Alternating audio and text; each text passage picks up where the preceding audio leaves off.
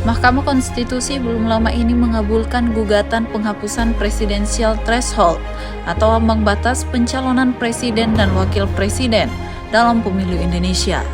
Sebelumnya dalam sistem pemilu Indonesia ada dikenal presidensial threshold, parliamentary threshold, dan electoral threshold. Ketiganya sering dianggap serupa karena menggunakan istilah ambang batas atau threshold, namun berbeda dalam penerapannya. Presidensial threshold adalah ambang batas suara yang harus diperoleh partai politik atau koalisi untuk dapat mengajukan pasangan calon presiden dan wakil presiden. Sementara itu, parliamentary threshold mengatur syarat minimal perolehan suara partai secara nasional agar dapat menduduki kursi DPR. Berbeda lagi dengan electoral threshold yang menjadi syarat ambang batas bagi partai politik untuk dapat berpartisipasi dalam pemilu berikutnya. Jadi parliamentary threshold berbicara soal aturan syarat meraih kursi DPR, dengan presidential threshold membahas soal aturan syarat pencalonan pasangan calon presiden dan wakil presiden, dan electoral threshold berbicara tentang syarat partai mengikuti pemilu berikutnya. Dengan demikian, meskipun sama-sama menggunakan istilah threshold atau ambang batas, namun penggunaannya berbeda. Pengamat politik Profesor Armin Arsyad menyoroti keterkaitan ketiga ambang batas ini, terutama pentingnya electoral threshold sebagai mekanisme seleksi partai secara alamiah oleh rakyat. Ia menyebut sebagai partai yang disukai dan tidak disukai oleh rakyat. Itu kan presidensial threshold itu sebenarnya pengembangan dari electoral threshold.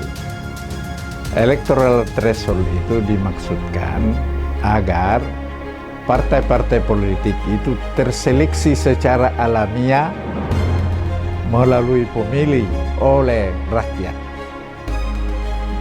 Ya, terseleksi secara alamiah. Jadi partai-partai yang tidak lolos electoral threshold itu secara otomatis partai tersebut gugur karena pertimbangannya tidak benar partai politik itu dibubarkan oleh demonstran 10 Metro Mini, tapi tidak benar juga kalau dibubarkan oleh pemerintah secara otoriter.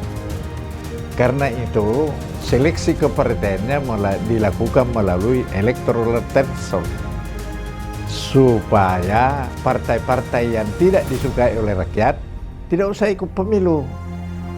Tidak usah ikut pemilu, bergabung saja dengan partai yang dipercaya oleh rakyat untuk duduk di kursi-kursi DPR atau untuk memperoleh kekuasaan politik. Namun Prof. Armin juga menyoroti kelemahan dalam pengaturan ambang batas ini.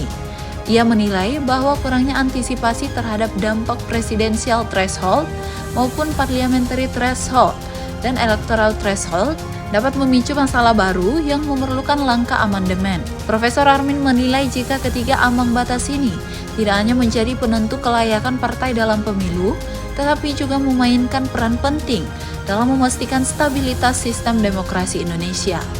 Meskipun dengan segala dampaknya, perdebatan mengenai efektivitas aturan ini diperkirakan akan terus bergulir seiring perkembangan politik nasional. Rahmatia, Unas TV.